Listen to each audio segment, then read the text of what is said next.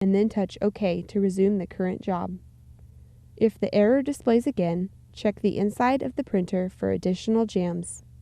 While we've removed this paper jam, I'd recommend checking the other areas I'll show you in just a moment to make sure there isn't paper or paper pieces that may cause carriage or paper jams in the future.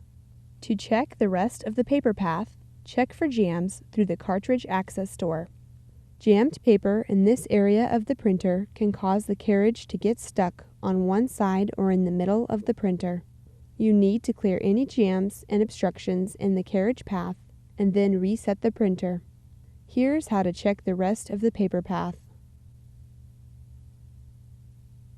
Without turning the printer off, disconnect the power cord, USB, and Ethernet cables from the back of the printer. We'll reconnect them later, but set them aside for now. Note: it is important that the power is disconnected in this procedure. We do not want to damage the printer or ourselves with electric shocks. Open the Cartridge Access Door by lifting the front center of the printer. Check where the carriage is stuck and look for jammed paper or other obstructions.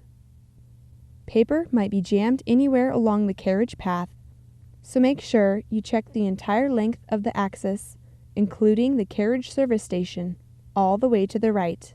These sample pictures show paper stuck in the side of the printer that will cause future jams or other problems.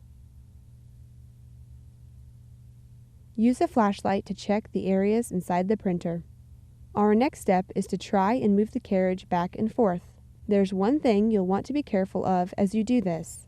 If the carriage is properly docked on the right side of the printer as shown here, do not try to force it to move when it is docked, or you could break the printer.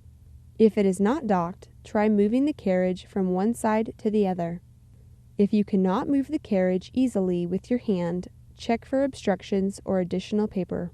Once you've checked the carriage path and can move the carriage freely back and forth along the printer, check again for any paper scraps. In particular, look at the service station on the right-hand side of the printer. Remove any paper or scraps you find, and then close the Cartridge Access Door. Reconnect the power and Ethernet or USB cable to the back of the printer. It should turn on automatically, but if it doesn't, press the power button. Note: the printer needs to warm up for up to 2 minutes, so let it complete the warm-up.